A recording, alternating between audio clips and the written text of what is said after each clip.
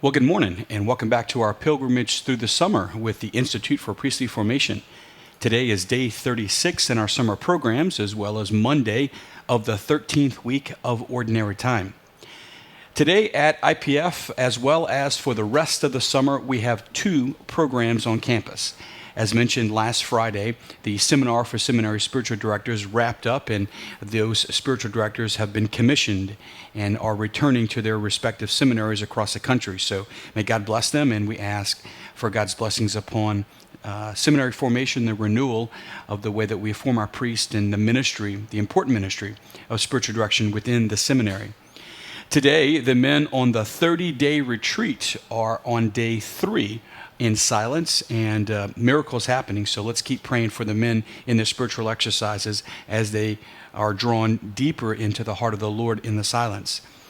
The seminarians in our 10-week program are in their last week of class on celibacy and sexuality. Today they will focus on the biblical roots of celibacy, and then they'll also understand the complementarity between the sacrament of matrimony and this beautiful life of celibacy. Understanding celibacy through the lens of marriage helps the men understand the gift as well as embrace the discipline of the church. Celibacy is one of those things that's very much misunderstood, not only in the popular church, but even inside seminary circles, unfortunately. I think if you'd ask a lot of priests, depending on when they went to the seminary, they would either describe celibacy as part of the package, or they would describe celibacy through the lens of being available to the people. So many people look at celibacy as a way of being more productive. Many people look at celibacy as a way of simply being more available. So if I'm not married, then I'm free to go to the hospital at 2 o'clock in the morning.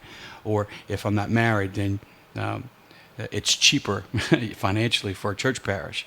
Or if I'm not married, then I'm more able to love the church and to be more productive in the parish. And it's a very utilitarian way of understanding a very important lifestyle that actually has biblical roots. And so the lens that we're going to look at celibacy with the men today is not through the mindset of the West or a utilitarian, productivity-driven culture, but we're going to look at celibacy today through the lens of the scriptures, of the Bible, of the rich tradition of the church. We're going to look at celibacy through the lens of God. We're all destined to go to heaven, and when we get to heaven, we're all going to be in complete communion with Jesus. Those in heaven, you might say, are married to Jesus. As Jesus himself referred to himself as the bridegroom, that means there's got to be a bride. And that is what we see referenced in the book of Revelation, that we are the bride, and all humanity is destined and designed by God to return to heaven, to be in communion with Jesus, to be married to Jesus forever. And so the lens that we properly understand celibacy, most recently articulated through John Paul II and in his theology of the body, is that celibacy here on earth is actually an anticipated, a foretaste of the marriage between humanity and Jesus when we get to heaven.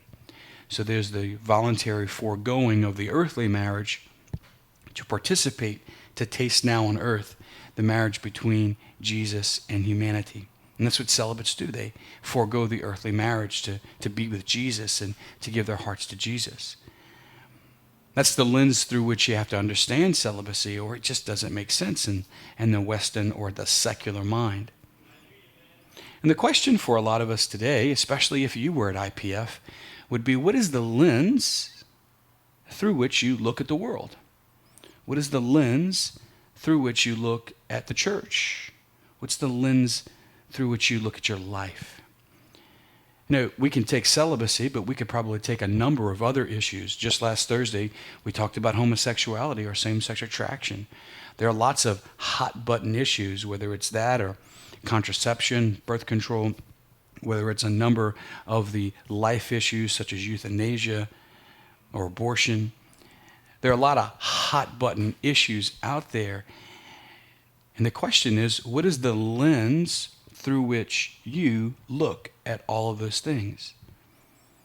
I can promise you this: if you and I try to understand any of the moral teaching of the church, or if we try to understand priesthood and celibacy through the lens of a secular American, we're not going to even come close to understanding what the church teaches, and it'll seem incongruent with our American secular experience and just seem irrelevant and outdated.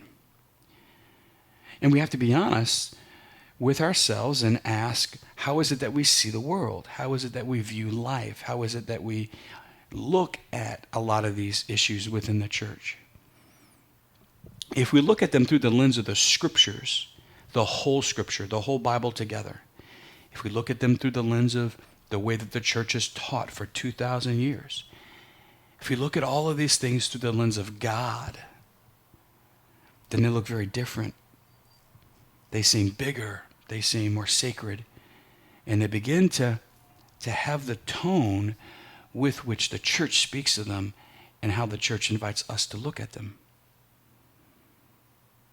It's a challenging question for us today that if you were at IPF, we would ask you to consider. What is the lens that you look at the world through?